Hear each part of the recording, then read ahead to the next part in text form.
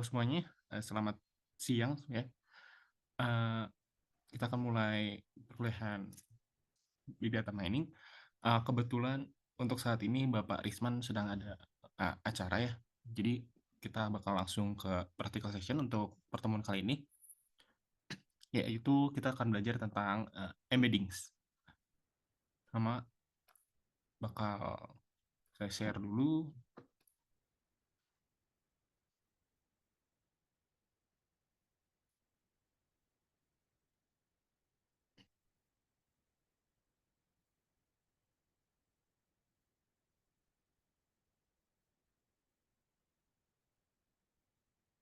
Oke. Eh, Seperti biasa ya, bisa dibuka eh, Google Colab dan ChatGPT-nya. Kita bakal coba prompting langsung di ChatGPT. Mungkin udah pada sering dengar ya untuk embedding, eh, terutama untuk eh, machine learning biasanya. Itu digunain banget untuk salah satu step-stepnya, yaitu langkah-langkah untuk machine learning biasanya datanya kita sebelum dikasihin ke buat di train untuk di model, itu biasanya kita kasih embed dulu. Nah, itu namanya embedding. Nah, mungkin biar lebih jelasnya kita bisa coba tanya ChatGPT aja, kayak what is an embedding? Uh, Konteksnya adalah of machine learning misalnya.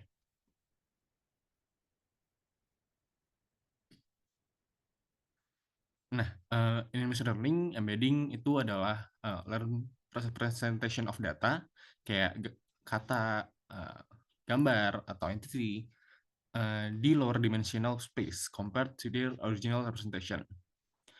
Embeddings are commonly used in natural language processing, kayak NLP, for words or sentences, or each word or sentence is where each word is or sentence is represented in as a dense factor and of fixed size.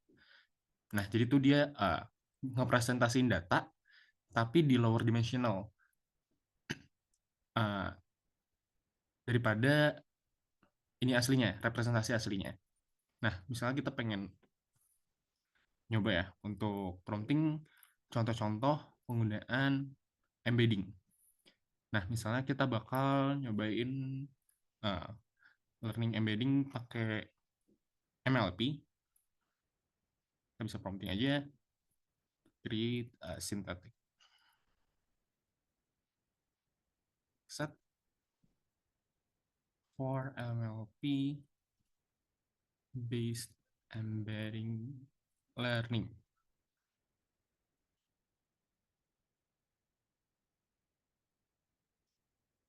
Nah, coba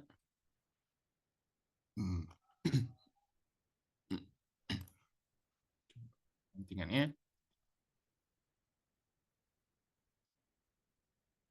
udah coba connect ke servernya dulu ya. Nah, di dataset ini kalau kita lihat ya, ada dua feature, ada kategori A, di kategori B. Nah, ini terus nilai-nilainya. Untuk kategori A, A1, A2, A3, dan kategori B-nya kita ngebuat random sample sebanyak 1000 dan dia coba membuat pandas data frame-nya. Oke. Coba kita minta buat ngevisualisasiin ya. Write a new cell in Google Colab to visualize the dataset. Kita coba.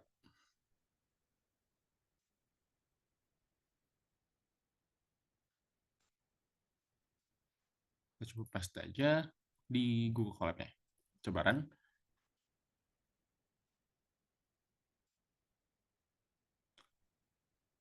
Nah, datanya kebetulan ini cuma ada dua feature di dua titik ya. Coba mungkin kita bisa dapat dataset yang lebih simple aja. Coba kita coba regenerate yang pertama deh.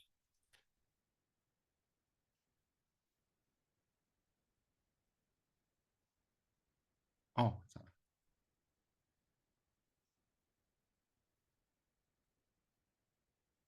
Coba kita pakai random synthetic saja. Simple. Sorry. Kita coba random points.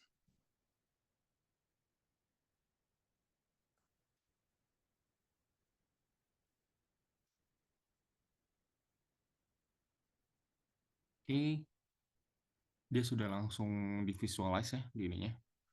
Coba kita run aja. Nah, ini ada MLP kita, dataset yang kita punya. Di contoh ini ada feature satu, feature dua ya. Uh, di plot X sama Y. Nah, habis itu kita coba bikin neural network arsitekturnya. Kita bakal pakai namanya PyTorch. Kita bisa minta ChatGPT lagi ya to create a neural network architecture using PyTorch with an MLP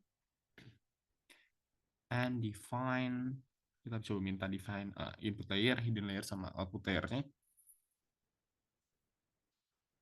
Input layer, hidden layer, and output layer.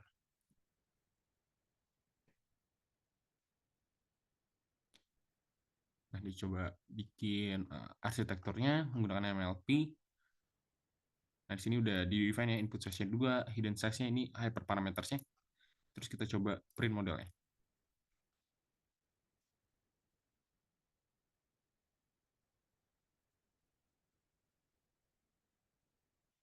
Kita tunggu aja nih, kebetulan masih nge-training datanya.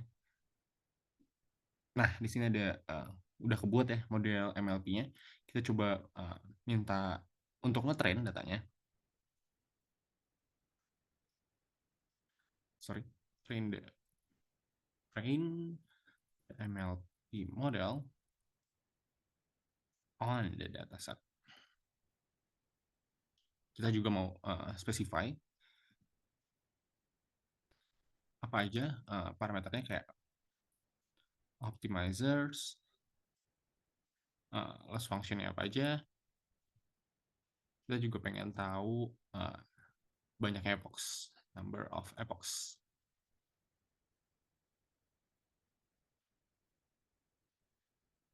Kita coba untuk ngetrain model MLP yang kita buat ya, yang waktu itu kita pelajarin juga MLP. Nah, kita coba copy code-nya. Nah, dia coba nge-train datasetnya.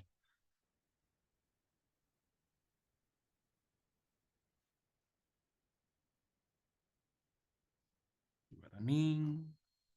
Oke. Udah selesai trainingin, soalnya data set kita coba dikit aja. Kita nggak pakai dataset asli untuk sekarang. Nah, model kita udah nih. Udah selesai di training. Kalau di training, kita bisa cari embeddings-nya setelah uh, model ini tuh di-train. Kita langsung aja untuk ChatGPT to write an Excel. Di sini kita pengen dapetin embeddings-nya, terus kita visualize. Berarti kita to visualize learn embeddings using banyak kan untuk nguploadnya. Kita bakal pakai PCA seperti yang sebelumnya, yang dibagi jadi dua. Tergantung sih kita mau jadiin berapa, tapi kita bakal pakai dua aja. To reduce biasanya juga bakal defaultnya dua. Dear dimensionality. Nah, kita coba file, ngambil embeddings-nya. Nah, coba kita run dulu. Oh, ada error. Kita coba cari errornya di bagian sini. Wait, di sini ya. Coba error ini, kita coba bug fixing sedikit. And errornya juga.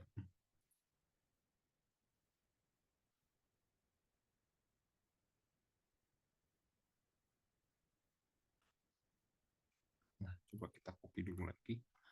Mungkin bisa, tinggal perubahan. Nah, kita coba dulu. Kita lihat si labels. Si labelsnya Y. Kita hapus dulu mungkin. Nah, tapi warnanya nggak kelihatan ya. Coba dulu. Embeddings, visualize. Hmm, coba dulu. Wait.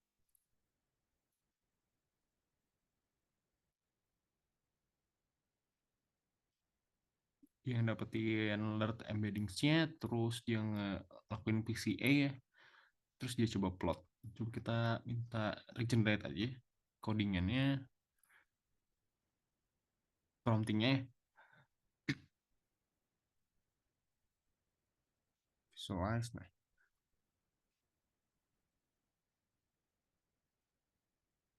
coba codingan baru. Oke, di sini kelasnya kenapa cuma kelas 0 yang tampil ya? Coba kita tanya ChatGPT. Why only class 0?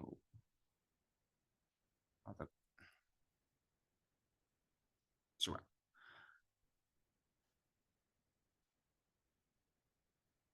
Hmm, seharusnya yang kedua juga. Kita lihat. Nah, mungkin untuk di spesifik dataset ya, untuk spesifik dataset ini kita udah buat random, itu nggak kelihatan ininya. Apa?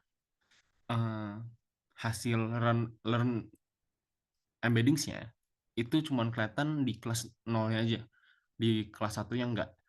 Mungkin aku bakal kasih contoh eh, gimana tampilan kalau learn embeddings-nya tuh kelihatan.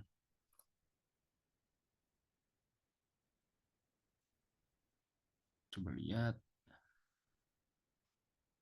Nah, di sini aku ada contoh codingan juga ya untuk embeddings. Di sini dia coba nge-generate ininya, nge-generate random samples-nya atau datasetnya. Mirip-mirip, cuman dia lebih terstruktur aja. Kita coba run dulu. Nah, ini synthetic data dataset ya. Ini beda codingan sama yang tadi, cuman uh, sama-sama generate by ChatGPT. Cuman bentukannya ini lebih kelihatan ya. Gimana datanya kesebar, terus gimana klasternya datanya tuh ada di mana lebih kelihatan di sini. Nah, terus di sini juga ada defining arsitektur MLP-nya, dan di sini coba ngetrainnya juga.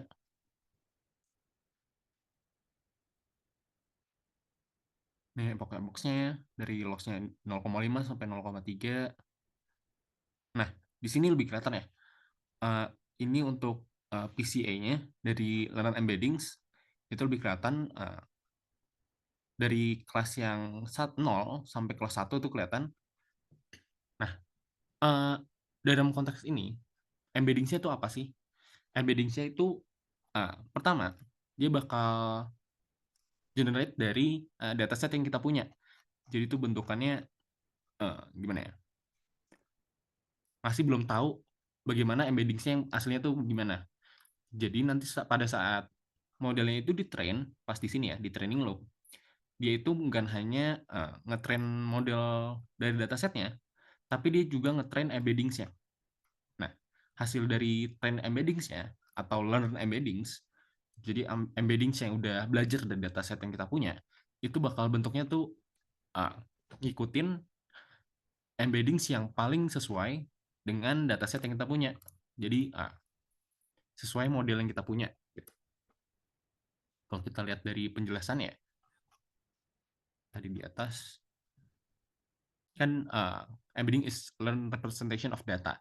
Jadi dari data kita coba training, biasanya high to high dimensional vector ya tadi ya.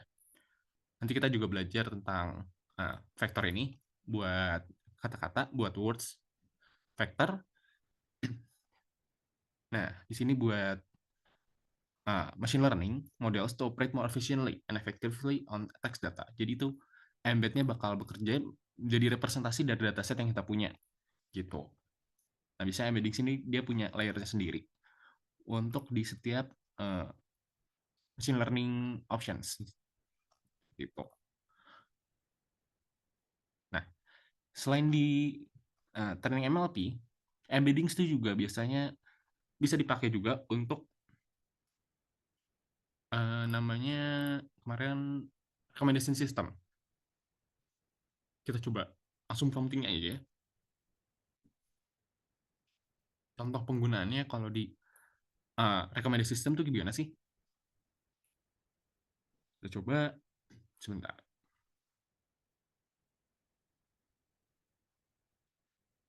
Kita bisa minta to write misal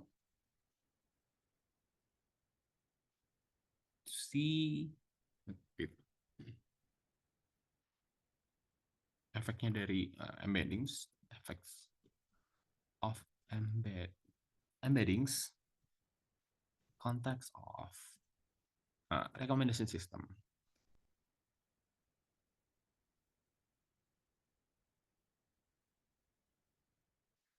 Si coba buat kuliah apa? Coba copy kodenya.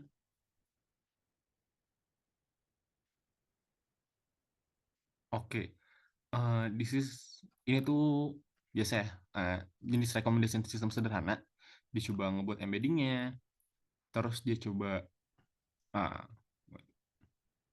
ngebuat dot produknya untuk cari predicted ratingsnya gitu. Nah, kita coba. Wait. Kenapa dia pakai dot product? Kita coba tanya. Kita bisa langsung tanya aja ya. Why does it do? Wait, sebentar. Oh, dot product. Coba tanya aja. Kenapa dipakai dot product buat ngebikin embeddings-nya? Nah, di recommendation system, biasa di collaborative filtering ya, the dot product between user and item embeddings biasanya digunakan untuk memprediksi dari rating atau preference dari penggunanya, dari usernya ya, untuk item tertentu. Nah, di sini tuh berdasarkan intuisi setiap usernya with mirip preferences. Apa sih namanya? Preferences. Ini yang mirip ya. Tujuannya mirip ya. Punya embedding saya tuh yang mirip. Jadi kalau uh, ada user A dengan user B itu uh, preferensinya mirip, nah embedding saya itu juga mirip gitu. Jadi nah makanya kenapa disebut embedding itu representasi dari data, tapi kan core datasetnya kan itu biasanya angka gitu ya. Nah embedding ini kita bisa ngeliatnya seperti apa ya? Nggak bukan dataset aja, bukan sama persis seperti dataset, cuman lebih merepresentasikan. Jadi kalau uh, suatu user A dan user B mirip, nah kemungkinan nilai dari embedding C itu juga mirip. Tapi kalau beda, beda jauh misalnya, nah embedding C itu juga bakal perbedaan juga jauh gitu. Nah dari sini kita bisa dapat itu didapetin dari dot produknya. Kalau dot produknya low, berarti nggak similar, nggak sama, nggak mirip.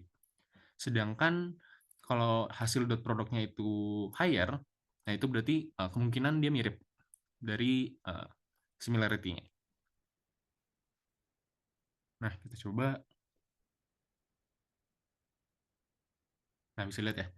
Therefore, by computing the dot product dari user dan itemnya, kita bisa ngeprediksi user preferences atau preference-nya user ya, atau ratingnya, atau dari itemnya. Nah, ini tuh jadi basis of recommendation system algorithms. Nah, itu untuk salah satu implementasi dari embeddings di namanya ini adalah recommendation system. Nah, salah satu yang penting adalah namanya uh, word to fact. Nah, itu adalah machine learning based. Kalau kita bisa prompting ChatGPT, kita bisa minta ChatGPT to write an Excel to load public dataset. Sorry, kita bisa specify public text generation dataset to train word to fact model. Kita coba, dicoba pakai Gensim ya. Dia ngambil datasetnya dari Gensim data, text8. Nah, kita coba ya. Sorry,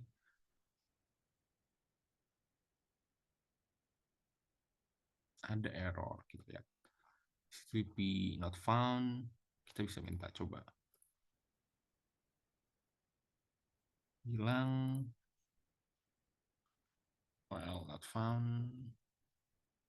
Use another source.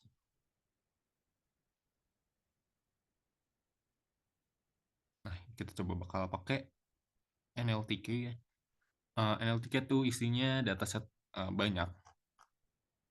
Harusnya kita coba. Sorry, kenapa nih?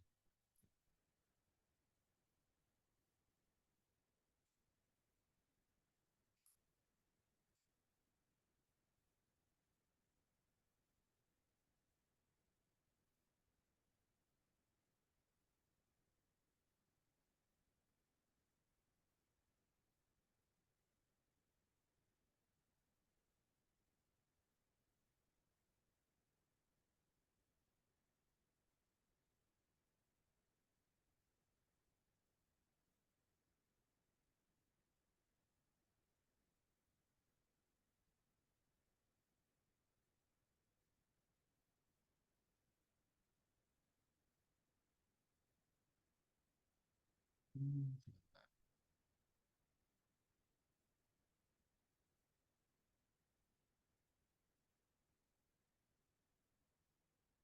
kelihatan share screen-nya?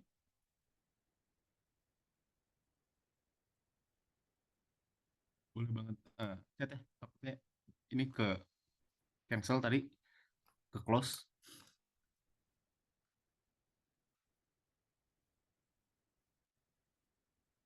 Sebentar, coba stop screen dulu. Oke, masih. Kalau share-share lagi.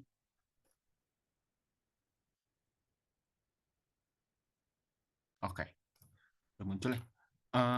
Kita coba prompting tadi ya. Untuk yang word to fact.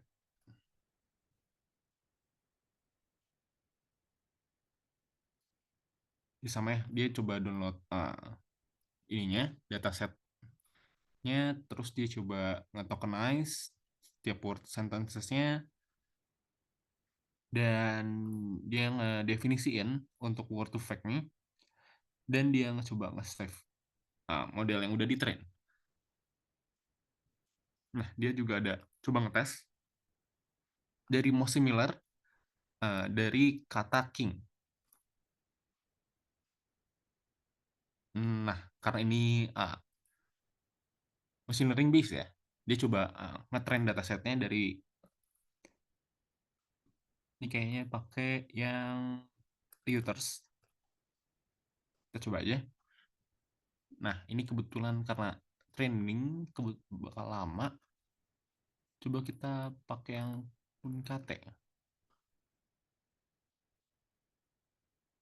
Sorry,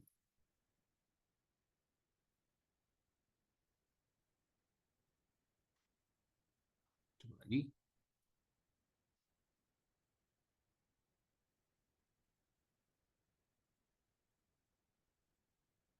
Game sim. Oh,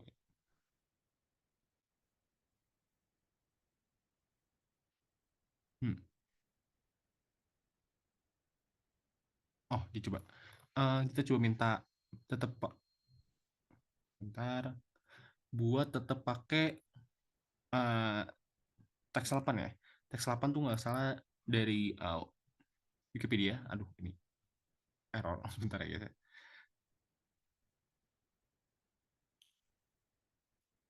Use teks 8 tapi semoga dia nggak pakai linknya tadi.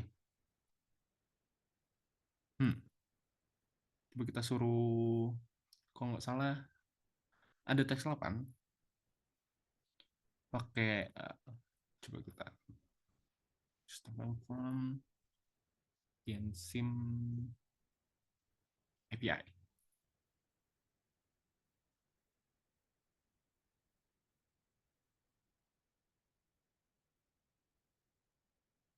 Nah, kita coba lagi untuk word to fact-nya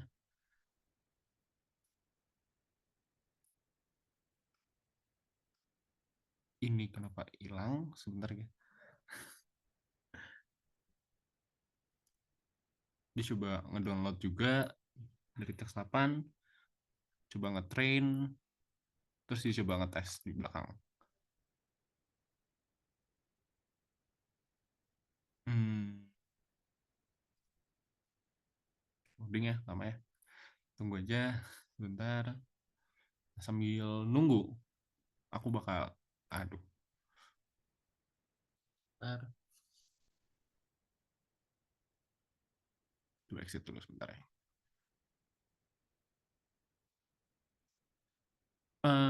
Aduh, ya ada masalah sebentar. Nah, eh sambil nunggu ini, menunggu karena ini collab saya sedang error ya. Bakal tunjukin aja. Ini mirip, hasilnya juga sama. Eh, tentang penggunaan word to fact. Nah, ini kelihatan ya. Dia juga pakai GenSim. Dia coba download text 8. Terus dia coba nge-train model word to fact-nya. Nah, kalau dia udah hasil trainingnya, kita bisa coba langsung untuk cari embedding setiap word-word yang udah dia train dari word to fact ini. Nah, kita coba kalau dapetin embedding untuk king, itu untuk word king ini ya, yang udah dari train itu embedding tuh seperti ini. Untuk queen seperti ini. Untuk komputer itu kayak gini. Mungkin kalau lihat dari sininya doang itu uh, nggak bermakna apa-apa ya untuk kita yang ngebaca. Cuman ini tuh isinya adalah seperti vektor gitu, yang menentukan arah dari uh, word khusus king ini. Sama seperti queen, sama seperti komputer gitu. Nah, kita juga bisa coba. Ini tuh untuk sebentar. Nah, salah satu analogi yang kita bisa lakukan, misalnya kita bisa cari, misal kita punya kata sebuah king kurang kata man ditambah kata woman. Kan king itu raja laki-laki ya. Kita coba kurangin man-nya, raja doang misalnya, tambah woman. Nah, itu konteksnya ya bakal akan menjuru ke sebuah queen. Nah, tapi di sini hasilnya ya, kalau dilihat dari hasil training word to fact-nya, ini lebih ke princess ya, tapi juga ada jawaban queen juga. Jadi dia tuh paham konteksnya. Jadi kalau ada word king uh, ditambah woman dikurang man, itu akan menjuru ke word lain yang uh, wordnya tuh mirip maknanya. Kayak jadi princess atau jadi queen. Nah, kita coba juga coba kata lain ya. Misalnya kita punya word car, mobil ya. Kita tambah air atau udara, kita bakal kurangin road. Nah, kita bisa lihat hasil dari embeddingsnya itu bakal mengarah ke sebuah aircraft gitu. Eh, Kalau nggak salah ada contoh dari bagus dari YouTube ya. Kalian coba namanya dari Sebuluan Brown, dicari sebentar. What's called Sebuluan Brown.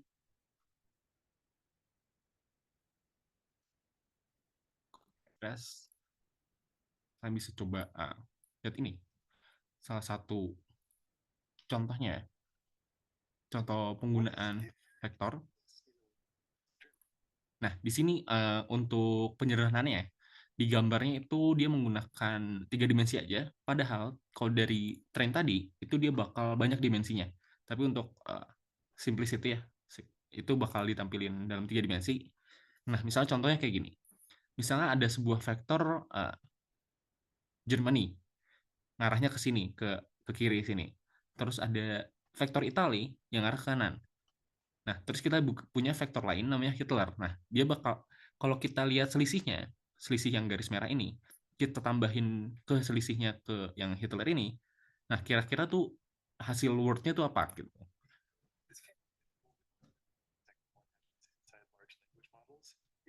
Nah, ini semua itu dia ada di dalam semua large, especially ya.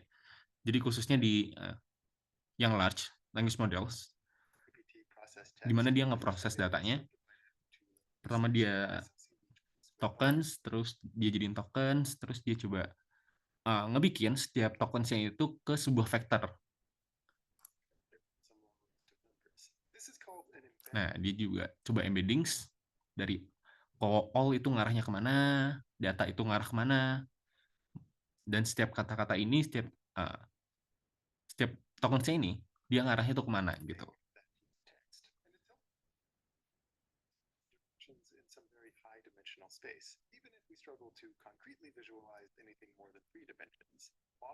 Nah, gunanya kita ngetrain datanya, dia bakal nentuin arah dari vektor-vektor kata ini yang pas tuh arahnya kemana, paling bagusnya, maksimumnya, sampai arah yang paling tepat. Nah, ini ada contoh juga ya. Misalnya ada sebuah vektor ngarah kata men dengan kata woman. Nah, kalau kita cari selisihnya, arahnya ya, selisih antara men dan woman, terus kita taruh di uncle, nah itu dia bakal tujuannya bakal mendekati kata aunt. Jadi versi woman-nya uncle ya.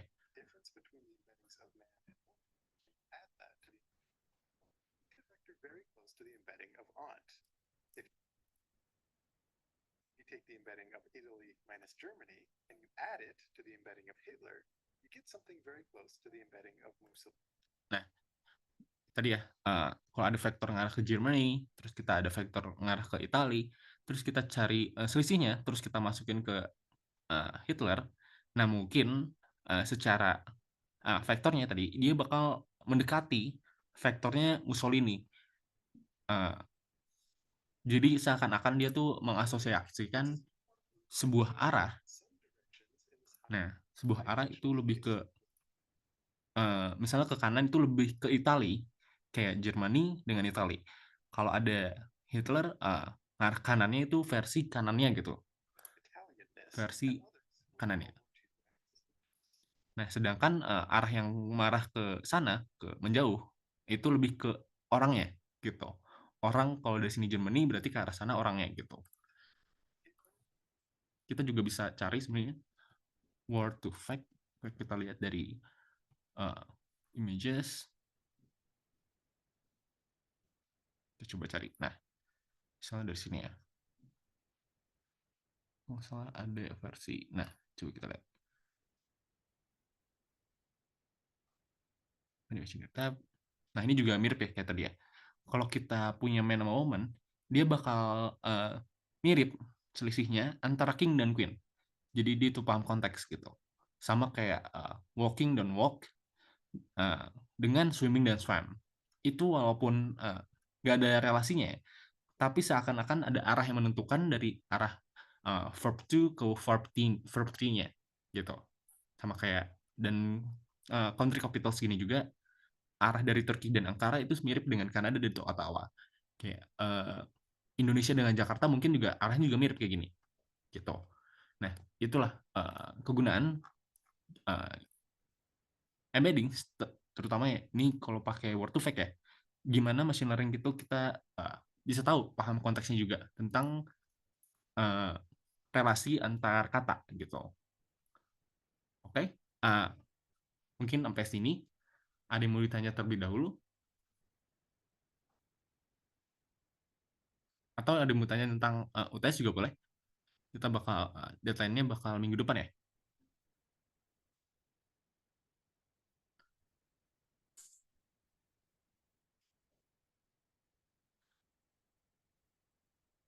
Oke. Uh, Mungkin kalau ada nggak ada yang mau tanya, boleh nanti kalau perlu ditanyakan, boleh banget chat aja di grup kita. Sampai saat ini, sampai sini saja. Terima kasih semua.